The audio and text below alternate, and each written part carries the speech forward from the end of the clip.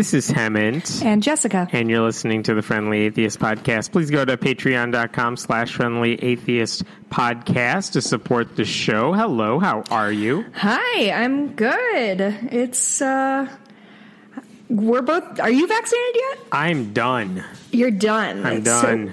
So wait, are you 2 weeks out? Could we be doing this in person right now? We might be. Yeah. Still waiting for the rest of the family to do it, but yes. Sure, that's exciting. One day we'll see you again. I'm going to have to shower again before we record. I've gotten used to not having to do that. Why start now? Let's start with this insane comment from Cindy Hyde-Smith that was making the rounds this week. Here's the setup for it. Republicans everywhere, predominantly Georgia is the one that happened yesterday. They've passed laws that basically figure out ways to stop black people from voting without saying the word black. Mm-hmm. And in Georgia, they passed like the most egregious version of this bill. And they were having a subcommittee hearing about it in the Senate this week because Democrats have a bill that would stop the racism, at least in some significant ways. Right. And one of the people speaking out against that was Mississippi Senator Republican Cindy Hyde-Smith, who, by the way, if you don't remember, when she was running her reelection campaign this past year, she was joking about lynching. She's exactly what you would expect, like a Southern Mississippi white Republican to kind of be and say, and like she fits your description, whatever you were thinking. Does she have particularly tall hair? The answer to that is yes. Anyway, here's what she argued as to why we don't need to pass a voting rights bill. She said, I can't speak for Georgia, but I can speak for Mississippi on why we would never do that. Oh, I'm sorry. I should explain.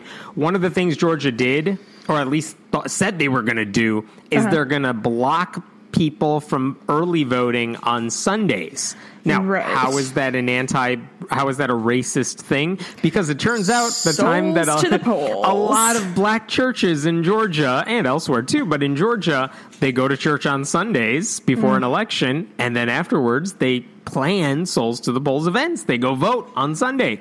So, of course, how do you get around that without saying the word black? You say, we're just shutting down early voting on Sunday. So here's Cindy Hyde-Smith. I can speak for Mississippi on why we would never do that on a Sunday or hold an election on a Sunday. This is our currency. This is a dollar bill. This says the United States of America, in God we trust. Etched in stone in the U.S. Senate chamber is in God we trust. When you swore in all these witnesses, the last thing you said to them in your instructions was, so help you God. In God's word, in Exodus 20:18, it says, remember the Sabbath and keep it holy. But isn't the Sabbath Saturday sometimes? So, there's many things wrong with this. One is, yes, Saturday is the Sabbath for many people. Sunday's convenient, but Saturday is kind of if you say God made the universe in 6 days and the seventh day is the Sabbath, the seventh day of the week by most accounts would be the Saturday. And a lot of, and again, none of this matters, but also that's not a reason. Even if you happen to have Sabbath on a Sunday, that's never stopped Christians from doing the things they wanted to do. Sure. You go to church on Sunday. A pastor's working on a Sunday. You tip poorly on Sundays. Yep, after church. So there's all of those reasons that the Sabbath is totally pointless when you're trying to argue why we don't need voting rights. My favorite part about that is she quoted Exodus 20:18. You know what 20:18 actually says? Tell me. When the people saw the thunder and lightning and heard the trumpet and saw the mountain in smoke, they trembled with fear. They stayed at a distance. That has nothing to do with the Sabbath. I think she was referring to Exodus 28, which is the commandment one. But also it's just telling that Cindy doesn't know her Bible verses correctly. Just shout out a random one. I'm sure it'll work. I mean, they all have to do with keeping black people from voting, if I remember my biblical scholarly. It's what Jesus said. Yeah, exactly. This is a whole big jam. Guess when Cindy Hyde-Smith was sworn into office this year? April 20th. No, it's not April 20th. Guess what day of the week? Sunday. Of course it was. Sunday. Of I thought it was course going it to be was. 420, baby. Yeah. By the way, Cindy Hyde-Smith also made news a couple of years ago when she was saying to a small crowd of supporters that it would be a, quote, great idea if we made it, quote, just a little more difficult for college students to vote. This is your election integrity spokeswoman if you're in Mississippi. Boy. Mississippi, by the way, is one of the worst states in the country when it comes to voting almost rights. everything. And for everything else. So that's her argument for why she opposes voting rights. And by the way, that's the view that's gonna win unless Democrats decide the filibuster is worth nuking, which, like, 3 of them or 2 of them, Manchin, Sinema, also. Manchin. There are others who are like, well, I'm opposed to getting rid of it. The dumbest Manchin this week is like, I want a bipartisan solution. Like, he's the only quote-unquote Democrat in the country who doesn't seem to understand the other side are not, like, good faith actors here. They are not your friends. He's the only one who hasn't figured that out yet. I don't get what his staff is doing. Like, I get why one dude who happens to be senator is dumb. I don't get how you can hire an entire office full of people as dumb as you are. Like, what's wrong with his entire congressional staff? I mean, what was wrong with the entire White House from 2017 to 2021? Like, people follow the leader. If he is willing to... I mean, I'm not surprised if it happened if it was a Republican. Like, I know Josh Hawley's staff is insane, but like, why? But they're from West Virginia. I mean, my bet would be they're from West Virginia. Like, that Democratic seat is not a given, and so... Right, and this is a point people have pointed out, and I know this is accurate. It's like, I realize Joe Manchin is the best you're probably going to find in West Virginia. Like, the alternative is Republican, though part of me is like, you know what? Put a Republican in there because you wouldn't get much of a change. And you know what? Then maybe Democrats would get their shit together about saying, you know what? We oppose this as a unified party instead of some people just hijacking the party for their... like. I see what you mean. I know we need the 50th vote for certain things, but again, when it comes to some... we wouldn't have gotten the COVID relief bill without it. Right. But still, like, it's not helping when you got to fight against your own party to get basic things done. How much do you think Joe Manchin loves being the most powerful person in the Democratic Party right now? But I thought that when the election happened in Georgia was when they won in the 2 seats in Georgia, but he's not using that power to do anything useful. He's just using it to get in everyone's way. It's like, you could just say... He's basically a Republican, and that's all they do. I mean, just say, like, fine, voting rights, I'll support voting rights, but also, I don't know, give West Virginians, like, $2 each. And no, he's not doing that. He's not using that power for anything worthwhile for his state. So what's the point of being the most powerful man in the Senate if you're just using it to be like, I think Republicans have good ideas because I'm open-minded? It's like, no, stop it. Yeah, no, and I get it, but like, that's all Republicans do. They don't believe in government, period, and so they just get in there and gum up the works as much as they can. Like, this feels they're like open about it. Like, Ted Cruz is never like, I'm going to talk to Democrats and see if we can get... No, he's just like, I'm here to be a dick. That's the only reason I exist. So, I mean, he's open and honest about it. And he's horrible. I'm not saying I want more of him, but at least he's honest about just being an asshole about it. Anyway, here, I'll switch gears for a second so I not constantly on a rant. Franklin Graham, the evangelist, has Christians, his base of white evangelical Christians, he got them mad at him this week. Franklin Graham? Franklin Graham got everyone mad at him. And why is he? What could he possibly say that makes them mad at him, the king of, like, white evangelicals on Facebook? I thought the sun shone out of his ass. So what's going on with him? Here's what he said. He was talking about vaccines, and he said, people have asked me, I'm paraphrasing, people have asked me, about vaccines, and what I would say is, I think Jesus Christ would advocate for people using vaccines and medicines to treat suffering and save lives. Okay. ...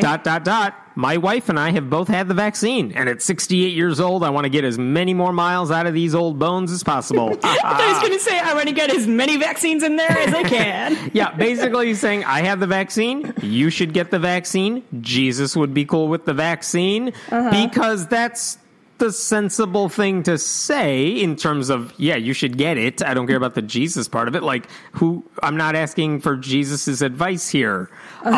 So whatever. But he got it, and he's encouraging people to get it. And let me read you some of the comments underneath this Facebook post. And by the way, I want to give him credit where it's due, because white evangelicals, we've talked about this, they are the lowest scoring demographic when it comes to saying they'll get their shots. Right. So the way to fix that is you need, like, the Fox, you need Hannity saying, I'm going to get the vaccine. Sure. You need Franklin Graham saying they're going to do that, because that'll encourage more of their people to get it. Anyway, Here's some of the comments underneath Franklin Graham's post. You're assuming the vaccines are for health? Not sure about that. Someone else. Skeptical all of a sudden. Beware, people. Evil, all caps, has infiltrated even the clergy now. Do your own research. Is Franklin Graham a clergy member? I thought he was just a dude. He's just a dude. He doesn't have a church. There has not been enough testing on the long-term ramifications of the vaccine for me to trust getting it. I ain't risking that. Next, they have been... I'm sorry. I don't believe Jesus would be for employers trying to force employees to get the vaccine if they want to keep their job. Sounds a lot like the lead up to how they'll get people to accept the mark of the beast. Oh, yes. That's not how I was expecting that to end. I was just thinking about how Hobby Lobby wants to make sure their people don't get birth control. Yeah. This vaccine was developed in record time, and we're also living at a time when we're being lied to about everything from the government. Someone who was sleeping for 4 years. This COVID stuff was rushed, and they have no idea of the long-term effects, which is both inaccurate and, like, I understand the concern, but also it wasn't rushed. They just did it. Better technology, better science, more people you could test it out on. There's a reason we could do this faster. It's not a bad one. Yeah, and I think it's important to understand that, like, the reason most medical tests take longer than this one did is because of money. Is because, like, there's only so many funds to go around, so things take longer and things get dragged out. Yeah. Funnily enough, when the entire country is heavily invested in getting something done, they can do it. Yes. Unless Joe Manchin is on your side. Someone else said, no, Mr. Graham, I do not for a minute think Jesus would advocate for a killer vaccine or for masks and social distancing. Just to throw that in there. So it's so funny that Jesus just always agrees with whatever they like. Everything. Like, Jesus definitely loved extra crispy, not original recipe. Because, yes. I guess. That should be KFC's marketing. Just Jesus hates Popeyes. That's it. On a similar, or are you done? Yeah. Can I talk about? I mean, it's all the same. Franklin Graham's creation is now coming after him, which is almost amusing, except it means we're all going to die now. Like, yeah, it's a little Hal from 2001: A Space Odyssey. Okay. Speaking of shots, do you know who is the demographic that is least likely to get their vaccine when it's available? I only know the religious one is white evangelicals. I don't know any other demographic. It's conservative men. About half of them say that, oh my God, this is like classic toxic masculinity. This is classic emotional labor. This is all in one, like, fun little thing. So there was a study that went out, and so it was by NPR and PBS NewsHour.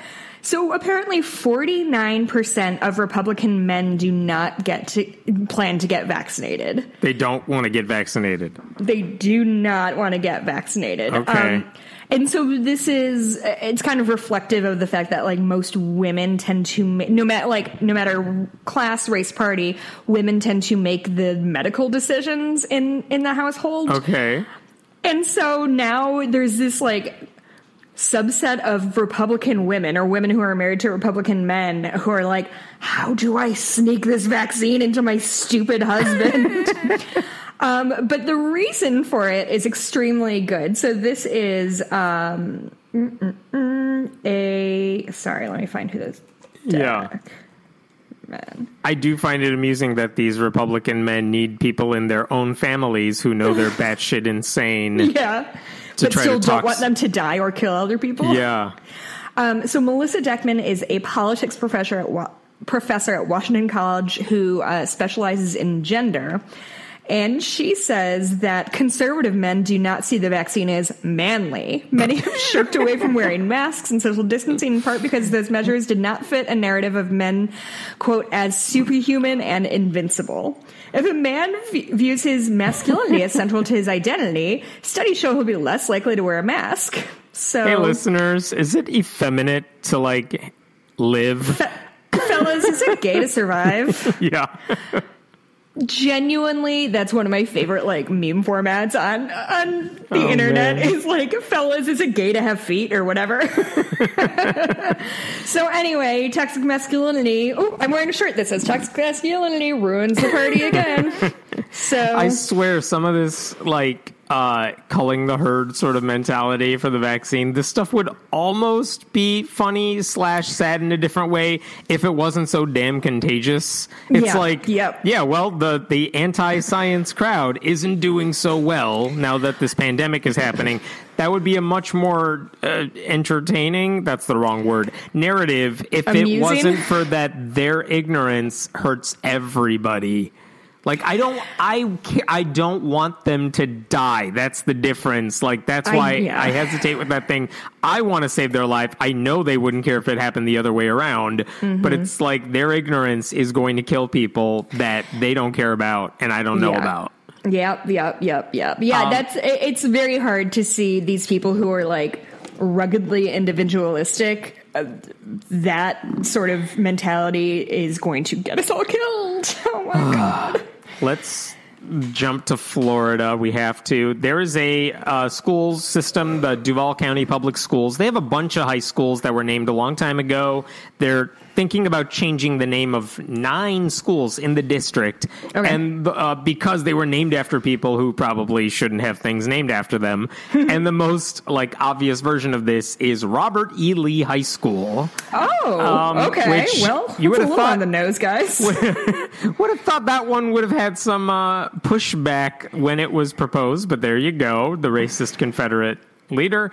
But anyway, they're thinking about changing his name, but the school board wants to do this in a, normal, right way. So they're saying we're going to have some open public discussions about this before the school board ever takes a vote or begins the process to actually do it. Mm-hmm. So right now they're in the middle of having those public discussions, which basically take the form of, we're here for 2 hours. If you want to say something, sign up. For or against, we'll try to rotate. We'll try to get through as many people as possible. The funny thing is some people just show up every time and just say some different version of the same thing. One of these guys, his name is Joey Stevens. He spoke out. I'm going to quote his entire thing because you have to, like, hear it to believe it. Okay. He was lashing out at someone who, I'm paraphrasing, said, I'm a Christian, and, Jesus wouldn't want us to praise a racist like this. Like, we need to change the school's name. Mm-hmm. And here's what Joey Stevens says. One of them mentioned Christianity and that, if you're Christians, you shouldn't stand for this. Well, that's awfully funny that you want to bring up Christianity when it says in the Bible, Jesus himself never condemned slavery. In fact, he said slaves have an obligation to obey their master. So if you're going to throw around Christianity, say both sides. This guy, both sides did slavery. Okay, here's the thing is, if he was making that argument in favor of changing the school to something less horrible, that's not a bad argument to make. Like, oh, you're going to evoke Jesus? Do you remember how much, like, Jesus said some stupid shit. Like, if we're going to make all of our decisions based on what Jesus said, then, like, yeah, we're going to have to make some really whack decisions soon. So, but the fact that I'm assuming he took that to be like, so I guess slavery isn't as bad as you thought. That's how I'm taking that. Yeah. Oh boy.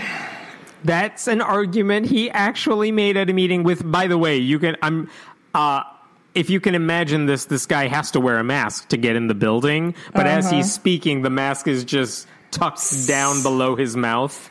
Oh, good. So when he's spitting and yelling, it can really extend. That's nice. Exactly really stretch right. Its legs. So that's a real thing. And while we're at the angry section of today's show, let's just get to Ted Cruz. So there was a Colorado shooting that happened after the other shooting that happened. Anyway, Ted Cruz, of course, has something to say about it because he was very angry that he offered thoughts and prayers after the mass shooting in Colorado, and people got mad at him. What?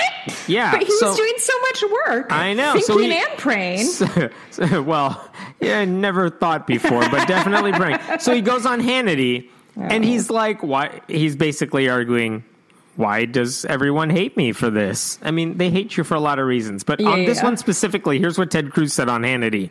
The modern day left is more and more extreme. They have this bizarre antipathy to God and to prayer. ...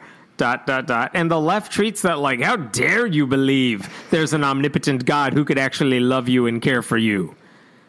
That's why we're mad at his thoughts and prayers, because we just hate God and everyone's an atheist. And they're like, thoughts and prayers? No, you believe in God. I hate you. That's how he thinks this conversation goes every time, not realizing everyone, Christians included, are mad at Republicans who offer thoughts and prayers because that's their way of not doing anything substantive to stop mass shootings. Oh, my Lord. He has to know that. He has to know that's why everyone hates. I mean, does he even know everyone hates him?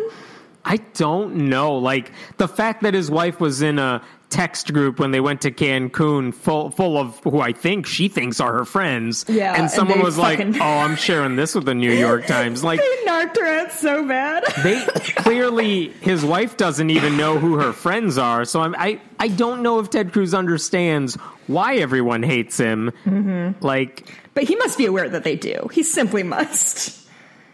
I don't know anymore. Because, again, there's so many Republicans who are the heroes in their little bubbles. So they go to CPAC and they're like, everyone loves me here. It's like, well, that's a very tiny bubble you're in right now. Oh, my God. What a knob. Again, I Ted hate Cruz, that guy. we are mad at Ted Cruz, not because he's offering thoughts and prayers, because a lot of people do that. It's because his actions prove he's not going to do jack shit except offer thoughts and prayers, because he doesn't care if mass shootings happen. He doesn't care if people die. He's not going to do anything that he has the power to do to stop it. And those of us who would do something to stop it don't have the power to do so. Also known as the Joe Manchin argument. God, I hate that guy. All right. You want to get to something more serious here? Let's talk about the Mormon Church. They were sued this week, like, for a lot, kind of. Really? Yeah, this goes back to a story we discussed almost more than a year ago. Here's what happened. December 2019, pre-pandemic, two guys who worked for the IRS and who worked for the Mormon Church, they were like accountants for the Mormon Church. They basically whistle blew to the Washington Post and said the Mormon Church is stockpiling their surplus donations instead of using them for charitable works. Like, people give tithe money to the Mormon Church ostensibly to do certain things. And these guys were saying, we've seen the books. We know the numbers. They're not using it for charity like they say they're going to. In fact, there is $100 billion sitting in that stockpile, and the Mormon Church is using it for, among other reasons, to develop a for-profit mall and bail out a failing insurance agency that they have some business relationship with. Oh boy. So these guys, $100 billion, they informed the IRS about this. They called on the IRS. You need to revoke their tax exempt status since they're not doing what they're supposed to do as a nonprofit, even if it's a religious organization. Now, don't expect the IRS to do anything, because the IRS doesn't take action ever against churches for anything, even when there's good reason to do it. Right. But that was all in 2019. There's been no real movement on this matter since then. But now, this week, a guy named James Huntsman is suing the Mormon Church, basically saying, I've donated a lot of money to the church over the course of my life. I grew up in a Mormon family. I'm no longer Mormon, but I pretty much was part of this my whole life. He wants, and by the way, he comes from a rich family. He's given a lot of money to the church, and if they're not using it the way they said they were going to use it, he wants to sue them for fraud. Good. And a couple things about this. One is he specifically says, I want my $5 million back, which drop in the bucket for the LDS Church, but also it's not nothing. Well, and it also gives you a good idea of, like, this one guy's family donated $5 million. One guy donated $5 million. How much has his family donated? Oh, it was just him. I see. That was his whole... Yes.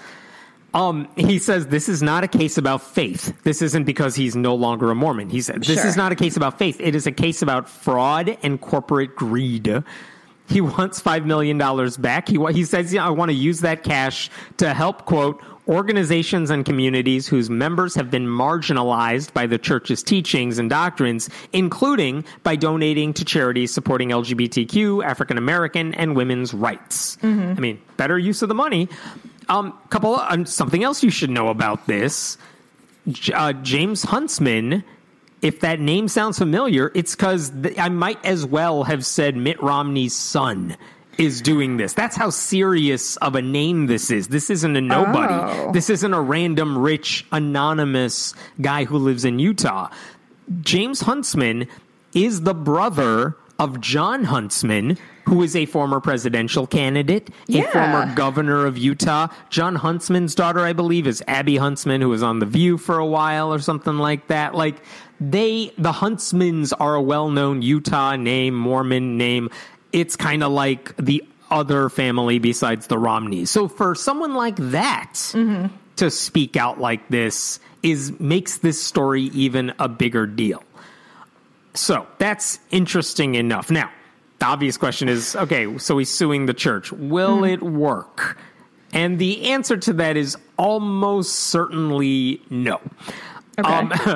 One article quoted a tax law professor from Loyola outside of Chicago, and the lawyer basically said it's not going to do anything. The lawsuit actually lacks any specifics. And basically the argument is when you give money to the church or any charity and you say it's unrestricted, he didn't say I'm giving you $5 million specifically for this group, for this project you're doing. He just said I'm giving the church $5 million. And the tax lawyer says, well, when you give them unrestricted money like that, and then you discover later you don't like what they did with it, too bad, you're out of luck. You can't sue over that, which does make sense. So is this lawsuit a good idea? And the only thing I could say about that is even if he loses, which he almost certainly will, it's not a bad idea only because this will get people talking about the very real issue of where does your money go when you give to the Mormon Church? Because the answer is, as it was in 2019. Shrug emoji. Yeah. It's not being used to help people. It's being used to make the church richer. We don't have a good accounting of where all the church's money goes, like the Catholic Church. But like, also, why is anyone surprised by this? If you give money to a church that wouldn't even let black people become priests until 1979, that fought against marriage equality in 2008. Like, if you give money to a racist, bigoted organization, like, don't come back like more than a decade later and like, what? They used my money for something that wasn't good? Like, that's kind of the history of the church. Where have you been? I don't know. But again, if it gets people talking about how the Mormon Church is taking your money and just like, I don't know, making itself richer, there you go. That maybe is good. I don't know. I'm trying to think of like if there's anything similar. Like I'm thinking I donate $20 a month to Planned Parenthood. It's just like a recurring and you assume donation it's going that I do to help people.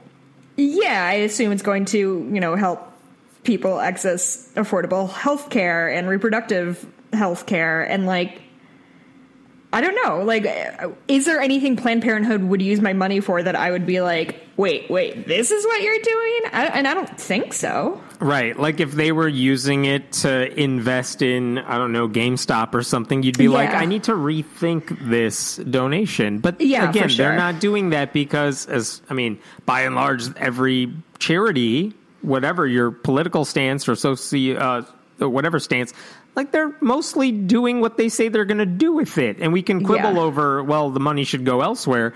But again, if we assume most charities operate as they say they want to operate, good, fine. There's no issue with that.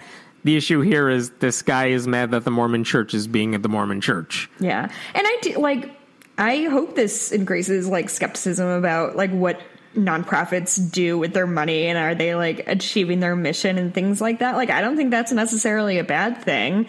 And I hope people think twice about when you're donating your money to quote unquote the church. What does that mean? What is that going to mean for you? I don't know. Yeah. Let me give a shout out to our sponsor for one last time here. Our sponsor today is Stardust Science, which was founded by the 15-year-old secular activist and author Bailey Harris. When Bailey was younger, she was watching Cosmos on TV. She heard Neil deGrasse Tyson talk about how the planets, the stars, the galaxies, everything in life, it's all star stuff. We're all made of the same star stuff, which is such a cool, awe-inspiring thing to understand, and she wanted to share this with her friends, and she basically ended up writing a children's book called My Name is Stardust. I have the book. It's awesome. My kids like it. A special edition of the book is now out. It has a foreword by Richard Dawkins, who, by the way, just turned 80. The book by Bailey features beautiful artwork. It teaches kids about evolution, the Big Bang, everything in between. The goal is it inspires a love of science and a sense of wonder for our universe. So use Friendly Atheist at the website stardustscience.com if you want 10% off, but you can use that code for anything on the site. Many thanks to Bailey and her family for sponsoring the show for the past several weeks. We appreciate it. Yeah, thanks, guys. We'll miss having you around. Let me bring up... I'm debating which of these stories I want to do. All right, no, we're talking about Australia. Australia, because they are in the middle of the craziest sex scandal I can remember hearing in recent memory. The country is? The country is. Not one dude in Parliament. Nope, just Parliament. If you don't know what I'm talking about, just Google Australia Parliament sex scandal or something. Or you could just tell me, because I tuned into this podcast to get information. So tell me to do fucking research. There are very serious claims of actual sex abuse, but I'm going to skip those for now because I don't know all those details. Okay. But that's part of it. But here's what's more lurid. There are images circulating of a government staffer masturbating on a female lawmaker's desk, taking a picture of it, sharing it with a small group of pervs on Facebook. One of those pictures has the parliamentary rule book in the background. Someone else in that group posted a picture performing a sex act in the office of another female lawmaker. A whistleblower says sex workers were brought into the parliamentary building for use by members of the government. What? Yeah, just do it on your own time, dudes. What are you doing? And then that wasn't the most shocking thing the whistleblower said. Are you sure? Yeah. The whistleblower said, oh, yeah, you know how in Parliament we have a prayer and meditation room?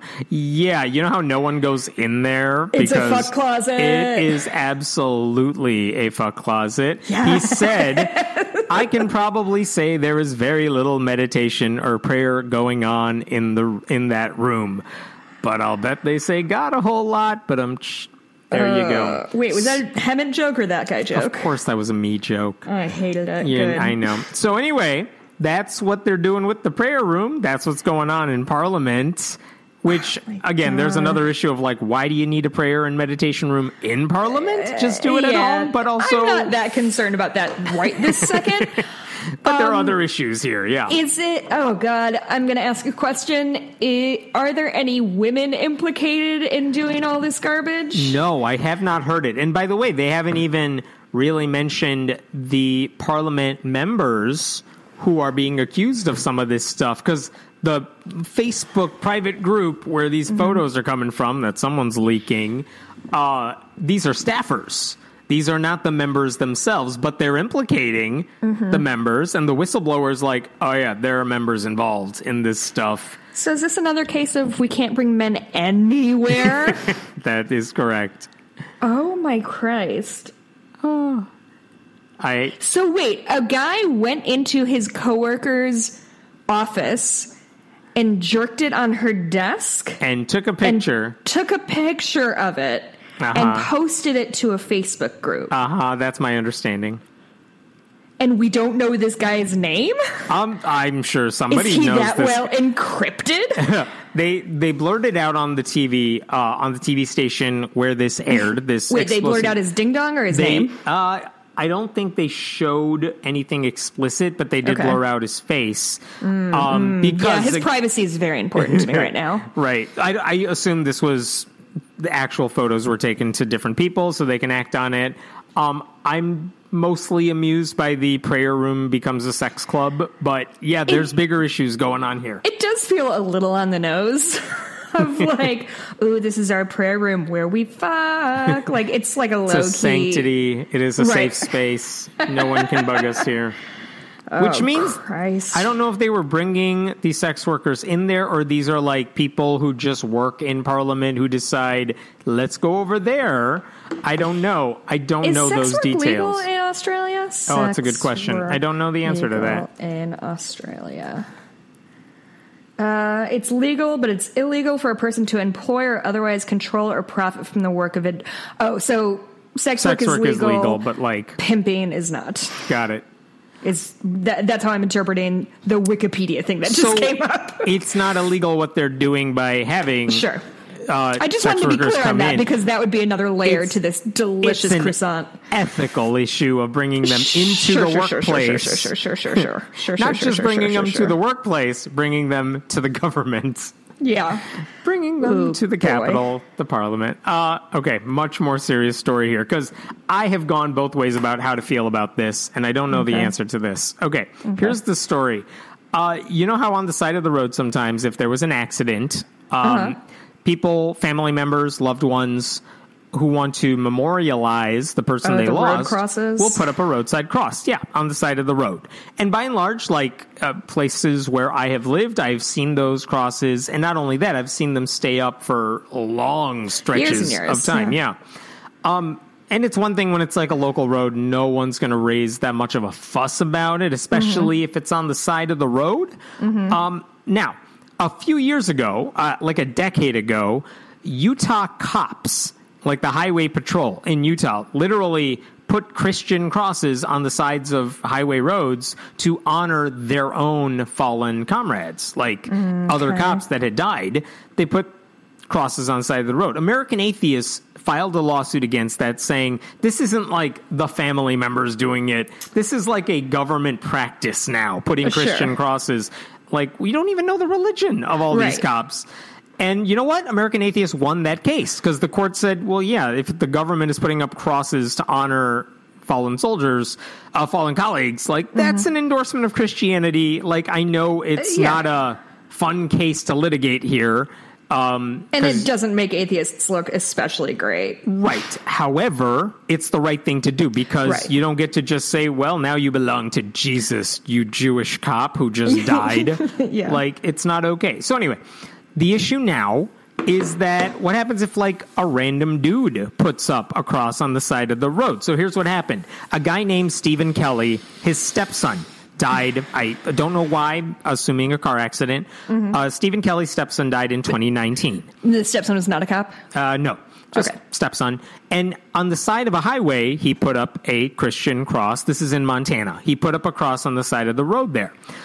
No one had any issue with that. Let the man grieve. No one's like saying we must pull this out of the road or anything. Right. But eventually, at some point along the way, last year, the state's Department of Transportation removed it because that's kind of their job is to do that. Right. So Stephen Kelly sued the state saying they violated his civil liberties. Here's what he said, basically, speaking of the Department of Transportation. For the defendants to not allow Plaintiff Kelly to post his spiritual and religious type cross alongside of Montana Highway severely violates his constitutional rights to freedom of religion and freedom of expression. I should point out that the entire lawsuit, if you heard me just read that and you're like, that doesn't sound grammatically correct, that's because it's not. And the whole thing was handwritten. This isn't actually a professional type of lawsuit, though. That shouldn't be a barrier to saying you want your rights. Okay, fine. The courts took it seriously. But basically, earlier this month, they kind of handed it off to a magistrate judge saying, what should we do about this? And the judge said, there's no case here. Like, he doesn't have a right to put a Christian cross on the side of the road, no matter the reason. Right. And the government didn't do anything wrong by removing it. It's not like they went to the kid's grave site and took the cross off there. Like, that's a different game. Right. And by the way, the magistrate judge even said, if you left it up there, the cross, even if a private citizen put it up on a public road, it could reasonably be considered government endorsement of Christianity. So when the state takes it down, they are basically maintaining neutrality. They are not like anti-Christian. They're just saying we can't have this here. Sorry. Right. Now, again, this man could easily put up a cross at the cemetery, if that's accurate. He could do it at church. He could do it at his home. He could do anything like that, but you can't do it on the side of a public highway. Right. And by the way, this week, the reason this is in the news is this week, a district judge has to sign off on that recommendation. And the district judge adopted the recommendation in full, saying, yeah, that's all the right argument. I sign off on this. It's done. As far as I can tell, there's no appeal to that, because what are you going to argue? You don't get the right to own the side of the road just because you're Christian. So the question is, again, and you alluded to this earlier, this had nothing to do with atheists. They weren't suing over this. Right. But is this the sort of thing people ought to do, which is, should the government have removed that cross, assuming, I don't know if this is the case, but assuming it wasn't hurting anybody, it was on the side of the road, should they have taken it down because it shouldn't be there? Or was it like, you know what, you can just let this one slide? Because I've heard people argue they should have just let this slide. Yeah, I hear that. Having limited information, anything that lives outside, whether it's a sign or whatever, needs regular maintenance. Otherwise, it's going to fall apart, right? Like, especially in Montana. Are you kidding? They have every kind of weather. And I lived in Western Montana, and those highways were lined with those crosses because those are treacherous ass roads. But that's my guess, is it wasn't like, oh, we have to take this down. It's, this thing is probably falling apart and we can't leave it here. And it is not the government's responsibility to maintain it. It's their, maintain the cross. It's their responsibility to maintain the road. I also want to know, like, how many of these at some point, I honestly, just as a person, I wouldn't care if there was like one cross on the side of the road. That's why when I see them locally, like, it's okay. Someone died, family put up a cross there. I don't know what the city's doing about it, but like, it doesn't bother me. I don't really care. But also, if they took it down, it wouldn't bother me either. But also, it's not a big deal. I'm thinking a comparison for me would be graffiti of like, I don't know if I don't know where everyone lives who listens to this thing, but like in Chicago, especially, there's graffiti all over the place, and sometimes it's on public property and sometimes it's on private property, and the government is not obligated to keep that graffiti there, and very frequently they will paint over it. And there is graffiti, there's just tagging, and then there's like actual artwork that people do, which I don't know enough about the cultural implications of tagging. Maybe that was an ignorant statement on my part, but anyway, yeah, like, you can put some shit on the side of the road, and like, I'm glad it makes you feel better, and I'm glad it is a way for you to memorialize this person, but also it's not your property to do with what you want. It's the government's property, and they have a responsibility to keep it clean. And if, yes, like you said, one cross once in a while isn't a big deal, but like, when they start adding up, where do they draw the line between, well, this is a cross to memorialize a person, and God, in Chicago, I've seen people when bikers are killed in a biking accident, a lot of times on the corner or wherever, they will put that person's bike and like decorate it with flowers and ribbons and things like that. And like, it's a really lovely tribute. It can't be there forever. I don't think that's a reasonable thing to ask. It's just not the thing is, nobody wants to be the bad guy to take this shit down, but it's just people who are constantly sort of towing the line to see what they can get away with. And sometimes you can't. And I'm sorry, you have to, like, grief is horrible, and you have to do that internally at some point. It's not everyone else's responsibility. It's your therapist and your family and yourself. Does that make sense? Yeah, it does. And I would argue, like, one cross on the side of a local road, like I said, doesn't bother me. That said, if everyone put up a cross, whether it's as a memorial or because they just wanted to put up crosses on the side of the road, at some point, I think people would understand, okay, this can't happen. This isn't like a religious battleground for you. Right. And if you're going to like allow these side memorials, I will promise you some Satanists want to get involved in this. Right. And also, we just heard earlier in the show, Cindy Hyde-Smith saying, you know, look, it says in God we trust on the money, therefore black people can't vote in my state on Sundays. Right. And it's like when you let something that seems innocuous slide, they will use it to do actual awful things using that as justification. So the whole broken windows theory of atheism, like you can't let Christians get away with breaking the rules, even if there's an emotional side to it, even if it seems like a small thing, because I promise you, if you say, fine, you can keep the roadside cross memorial.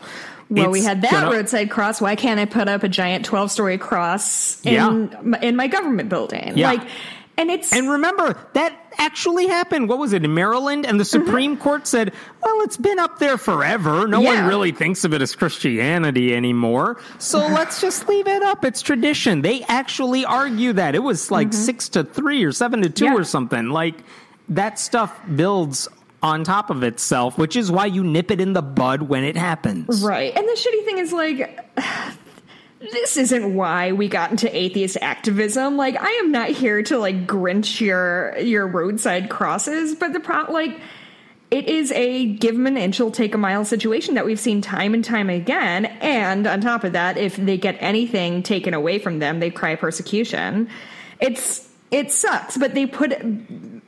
Many times Christians put us in this unfortunate circumstance where we have to be like, you know, whether it's the American Atheists or whomever, like we have to be the bad guys because otherwise, you know, again, give them an inch, you'll take a mile and it's going to happen. So I don't know. I hate shit like this. I don't like it. It doesn't make me feel good. It makes me feel shitty. But also, someone has to be a hard ass and say, you don't get to break the rules just because bad things happened. Yeah, exactly. I got one last one for you here, which is after the Colorado shooting, like, if someone went on the news after this mass shooting and they said something religious, you know, watching that, it's like, you know what? I don't care. Let them grieve how they want to grieve. Let them say what they want to say. If they said something like, I feel like Jesus saved me, all right, fine. I have my thoughts about it, but whatever. I'm not going to pick on that anonymous person who said something religious. That's very different from Ted Cruz offering thoughts and prayers, right? So there were two people who appeared on several local news shows this week because they were at the grocery store, the King Soopers grocery store, when the shooter was there. They were able to escape. Great. And later on, when the coast was clear, for lack of better words, they returned to the scene and they told the local news reporters, we wanted to pray for people, comfort anyone who needed it with Jesus, which, all right, you do you, whatever. I mean, as far as I can tell. You've gone through trauma, process it how you need to. As far as I can tell, they weren't like going up to Jews and saying, let me fix you right now. They were just saying, if someone wants to pray with us, we will pray for you. All right, fine. That's all well and good. One of these people, I'm not saying their name because it's irrelevant here. One of the guys, though, it was a guy and I think his wife or something like that. But the guy basically said, as he was talking about why Jesus means a lot to him, which whatever, he said this: Satan hasn't won today. Like, even though this evil thing has happened, Satan hasn't won. Jesus has won and God has won. And I think this is even proof of it, like how beautiful these mountains are right now. Satan hasn't won. Jesus has won. Again, you survived a shooting. You process the grief as you need to. I'm not trying to trash him for it. But I was trying to figure out the mentality that says that in a mass shooting where I think 10 people died, anyone could say, yeah, I think Jesus was victorious today. Like, there's something about that mentality that does make me uncomfortable. If that's what a really victory, right? What's the body count you need to consider it a loss? It just It just feels so. It's a moment that somebody's grateful that they got out of a terrible thing alive, but it just feels really dismissive of the people who died, as if like, well, that was part of God's plan, right? And that's, I mean, God needed to win, you guys, so bye.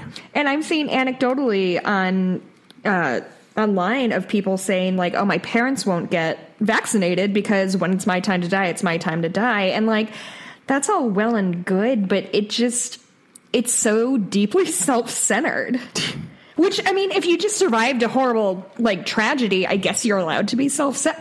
I don't know. Yeah, this guy's going to say... I mean, I feel like I would have understood it if he had said something like, you know, Jesus was looking out for me or something, which would also be like, well, okay, I guess he wasn't looking out for those other people, but go you. But again, I've heard that one before. I can understand that one. This felt like it went above and beyond, where he's like, yep, Jesus won. Satan didn't win. Satan was defeated.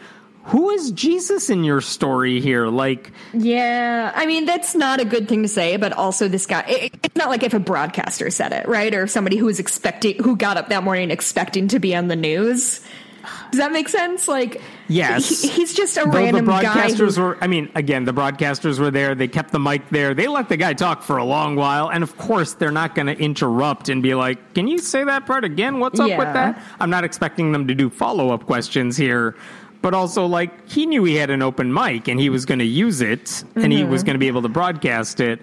Like, I don't know the religious beliefs of any of the victims. Sure. Maybe they were Christians. Maybe some of them were not. But that sort of statement, I think, to say this is part of God's plan or God's victory, I think that's part of the reason it's hard to pass a lot of this gun violence, gun safety regulations, because every mass shooting is seen as something satanic, which means you cannot do anything to stop it, as opposed to a human-based problem that require human-based solutions. Like, if you attribute that shit to God, it makes as much sense as your house was on fire or it was in the middle of a tornado and your Bible survived the thing and you're like, this is part of God's plan. It's like, who cares? Why don't you fix the wiring or what your house is made of? Or, I don't know, get out of Hurricane Alley. But, like, fix the problems you could fix, instead of just saying, well, you know, God's sending me a sign so I don't have to change anything. So here's what I will say about this. I do not begrudge this man for believing that or for saying it, but it is another very good reason that I'm an atheist and will likely never be a churchgoer. Because that, to me, if you come out of something like that and your first thing is like, well, I'm not dead, so Jesus won. Yeah, that doesn't feel like a philosophy I want to align myself with. So, yeah, I don't begrudge him saying whatever he felt like he needed to say or whatever was in his heart. But, like, yeah, I don't know. You're not luring me back to your church, which I know isn't that guy's job or motivation. But, yeah, it's just another reason that a lot of us have left organized religion, because this is what they do in face of tragedy. Yeah. Actually, I lied. I do have one last story for you. Then I promise I'm done. Okay. And mostly the only reason I care about this is because I usually like Panera. Yeah, are you drinking Panera right now? Usually you are. You know I did earlier. I get my morning coffee. It's the only way I get out of the house. So anyway, this was in Pennsylvania. A woman, Tammy McCoy, she was working at a Panera in Pennsylvania starting in late 2019. As far as I can tell, she was fine. Like, she did her job. She did whatever. Like, there's no issue there. Glowing praise from him, and as usual. Glowing praise. I know nothing about her, so I can't attest to anything. But all there's no reason to think she wasn't a good employee. She also happens to be pagan, which is irrelevant, but all right. According to a lawsuit she just filed against Panera, she said that she is a pagan, but she never talked about it because it's work.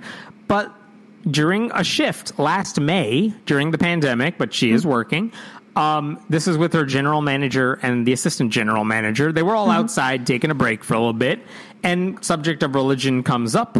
And one of these people asks her about her beliefs, and she says, honestly, that she's pagan. And the assistant general manager basically said, you're going to hell. Yep. I don't know if that's a joke. I don't know what the context of that was, but the other manager was like nodding her head in agreement, according to the lawsuit. Oh, no. Which, okay, whatever. Conversation, whether it's a joke or an actual comment, it's like, all right, whatever. But then, by the next week, the assistant manager is like, your hours are, I'm quoting, this is quoted in the lawsuit, your hours are being cut until you find God. And then it gets worse. I'm reading from the lawsuit. The two of them, manager, assistant manager, they frequently told the plaintiff things like that her religion is false, that she needs to believe in God, that her soul will be condemned to hell, and that they would pray for her soul. Oh, and then at one point, nice. The district manager comes to visit that location, and Tammy asks, like, can you transfer me to another Panera, which is a thing you can do. Sure. And she was turned down. When she asked that person for Panera's, like, HR department, she was told, I'm quoting, if you call HR about this, you will be fired on the spot. Oh, fuck. She called anyway. They didn't respond to her. They didn't respond. By July, she was basically told to put in her resignation notice. And when she asked why, the response from the manager was like, quote, I don't like you. And then she was fired. Oh, and by the way, Tammy's husband worked at the same store, and he was fired. He had jack to do with any of this. He was just fired by association. Oh, yikes. So this is the subject. That's what we know. That's what the lawsuit says. I don't know what else to tell you other than Panera hasn't issued a comment, which isn't unusual because they could just say we're looking at this. We will address it in court. But I was like, I thought when I heard religious discrimination, pagan employee, I thought it might be she needed a day off and they wouldn't give it to her, so she's suing. Like, it was not unimportant, but it was small potatoes like that. Sure. And I'm reading, it's like, oh shit. Like, this is wild. Yeah. So I don't know, Panera, what are you doing? I'm shocked. I should say, I wrote about all of this, and this morning, then I went to Panera to get coffee. Like, whatever, I'm a hypocrite too. My point is, like, this is, I don't know. There's no ethical consumption under capitalism, Hammett. Don't feel bad about anything you do. Thank you. Like, it's not the company's fault necessarily. It's two people or three people who work in that area. But what's the company doing about it? And when she tried to tell them what was going on, why did they not do anything? That is something I want answered. And I don't have that answer yet. So before I get mad, I kind of want to know that answer. But also, I'm definitely disturbed by this one Panera in Pleasant Hills. Holy cow. This is the persecution that Christians wish they were facing. Right? Like, you go to, like, this is like the reverse plot of a bad Christian movie, right? My coworkers found out I was Christian and now they're mad at me about it. We're recording this on Friday. I won't post this until Saturday. I just saw a trailer for a Christian movie that was exactly my reaction. It's like, if you were a Christian, you had free time during the pandemic, and you wanted to make a movie, what would your movie be about? And of course, it's about persecution. Obviously. But how did they do it, and how shitty is it? And this movie, it takes place in the future when Christianity has been criminalized. Do you know what year that happens? What year is it now? 2021? Yeah. So I assume, like, 2024.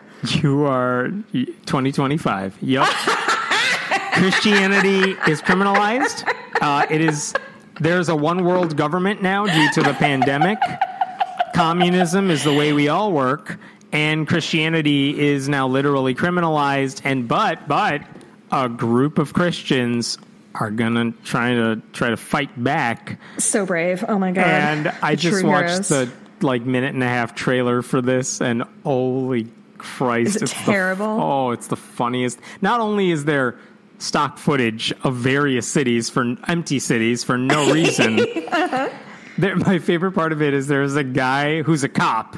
Sure. I assume coming after the Christians, or maybe he is a Christian trying to fight back, where they clearly took someone's police uniform, but you can't use their actual police uniform. So they just put black duct tape over the city's name where it says blank police. Oh, sure. And you could just see the black duct tape.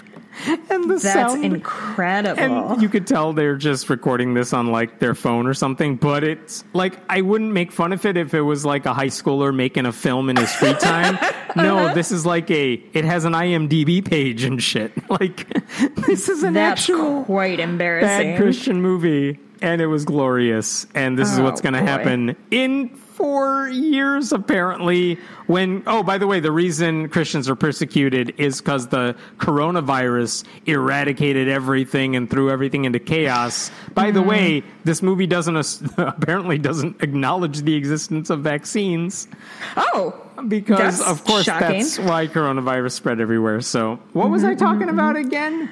Oh, unclear. Right. So Panera Bread.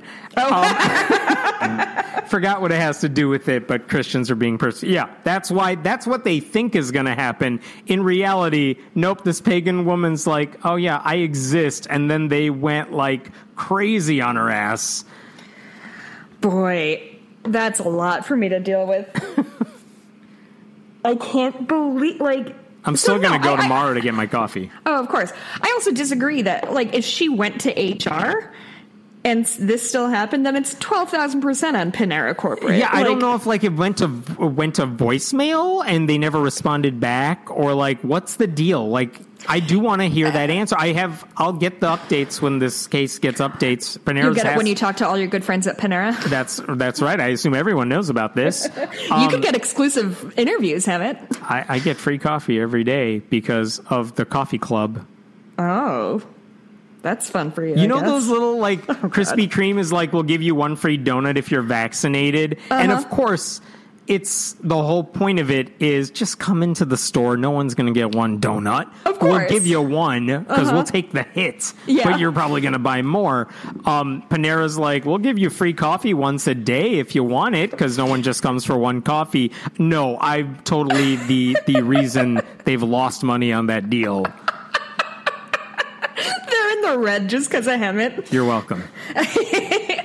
I just want to briefly bring up what's going on in Arkansas and generally around the country with anti-LGBTQ legislation. There's been some really fucking bogus trans laws happening, and more specifically in Arkansas, there's legislature that passed that allows EMTs and doctors to refuse to treat LGBTQ people. It's called the Medical Ethics and Diversity Act because they have no sense of irony down there. But it gives medical workers a right to refuse providing health care to someone because of the worker's, quote, religious, moral, or ethical beliefs. So it's not specifically you cannot treat somebody because they're gay, but it's basically it. Like, that's what the game so game if you is. refuse to help a trans person, you're legally, like, immune if you just say, well, trans people their existence goes against my religion. Mm-hmm. So this has been a very, very, very shitty couple of weeks There's a lot of bills just like that. Like, it's one thing when it's bad enough when you have a Christian baker at a public business saying, I know I sell wedding cakes, but I won't sell it to gay people who want to buy the same thing straight people can buy. No, they're like, I'm not going to drive you in the ambulance to the hospital because I don't treat trans broken arms. I would rather you die than me touch an icky gay person is really, just like every medical person dreams. I'm pretty sure that is something Jesus said. Oh, definitely. But there's something else I wanted to bring up, but I cannot. Oh, the cake guy, the Denver cake guy, isn't he back in the news? Yeah, there was a while back, I think a trans person acting on purpose said, sure. I want to buy a cake from you, the same type of cake that you would sell to a straight person, a cis person, whatever. And he said no for the same reason that everyone expected he would say no. I thought that, I haven't paid attention to this case, I will freely admit. I thought that happened a long while ago. I'm not sure why that person filed a lawsuit now, but yes, he's being sued again. Cool. I think, unlike last time, because he said I won't make a cake for a same-sex wedding, this one is slightly different because she's literally ordering... I'm sorry, I don't know who the person is, but the person suing literally wants to buy something that is on the menu, like, that he offers to cis people. He doesn't have to do anything different. He literally just doesn't want to give it to a trans person. It's a different type of discrimination because this has nothing to do with I'm not going to put two guys on top of the wedding cake or whatever it is. This person just wants to buy the same cake or whatever. Right. So I don't know. Cool as usual. So that's Christian persecution for you. I want to pay you money so you give me the thing you are selling to other people. Yeah. And that is Christian persecution. But you don't like how my face looks, I guess. Ugh, God, the worst.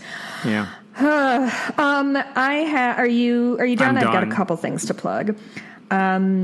So I was just on God Awful Movies, which is a great podcast where it's like a How Did This Get Made or a Flop House, but they do Christian movies. So I was on and I did a movie called The God Question, which is so bad I watched it twice because so little happened in it that I was like, I don't know what I'm going to say about this. But it was a blast. I've been getting really positive feedback from their regular listeners, so that made me feel very good and happy this week. Also, if you are a Patreon donor, right now you can hop over there and listen to an interview that I did with my dad last weekend. I should say, unlike a lot of the Patreon only or early release podcasts that we've put on there, I have seen more feedback on Jessica's conversation with her dad than pretty much any other conversation we've ever posted before. By far. And, we only have a few hundred Patreon donors. So the fact that I've gotten so much, and anytime anybody's messaged him in or posted on the Patreon page, I have forwarded those over to my dad. He was very clear that he wanted to hear both good and bad feedback. Interesting. And the first when I asked my dad to do, so essentially it's just that my dad was raised Catholic, was pretty liberal as a young man, became a kind of Reagan Republican, like hashtag fiscal responsibility, LOL. And then in 2016, he left the Republican Party, or probably more accurately, he feels like the Republican Party left him. So I just wanted to get his sort of take on what happened and what it's like to be a straight, wealthy white man who all of a sudden feels like some of his friends are huge Trumpers and he doesn't really know how to deal with that. So I thought it was an interesting conversation. People seem to enjoy it. And it makes me very happy that we got to share that. So we will post it on the main feed sometime this coming week, but it is available right now to Patreon donors. Right. And like you said, if you message me or whomever, my dad will see it. Do not worry. I was also on, this is a big week for me. I was on the Sacrilege cast, which is on YouTube and now it's up. It was just a straight up interview thing. So that's up as well if you want to hear more from me. And if you want to hear even more, Cooper Duper is the other podcast I do with my husband. We are actually getting close to finishing the Twin Peaks Pantheon, which is pretty good timing because things are starting to open back up. So probably after we're done with Cooper Duper, we will move over to like Lynch movies and maybe do them once or twice a month. So that's that. I also, so sorry, I'm just going to keep you here a little while longer. I have been not including our reviews on iTunes. So you can always review us on iTunes, tell your friends about it. One specifically I really wanted to read because it kind of tickled me. So I might have actually read this original message on the air or I just tweeted it out. But the title is Shh, Jessica. And it's from Robots with Dreams. Don't get me wrong, I love them both, but Jessica interrupts way too much. Sometimes I can't finish the podcast because I get so irritated with the constant interruptions. Saying this, I still love her enthusiasm, and it would be fun to share a bottle of wine with her. Cheers to you both. I do remember because I think I yelled a lot about how I am very fun to share a bottle of wine with, and he should be so lucky. Then I did not know you could amend your reviews. So it went from, I think, 3 to 5 stars. I would like to retract my former statement about Jessica. After listening, quote, religiously for a few more months, I adore her. She's probably my favorite podcaster to hear from on a weekly basis. So even I can win over the hearts and minds of those who hate me. Awesome. And you can follow me on Twitter at JessBlumke. Where can we find you, bud? I am at Hemon Meta on Twitter. Go to friendlyatheist.com and go to patreon.com/friendlyatheist podcast right now. Okay, cool. Bye.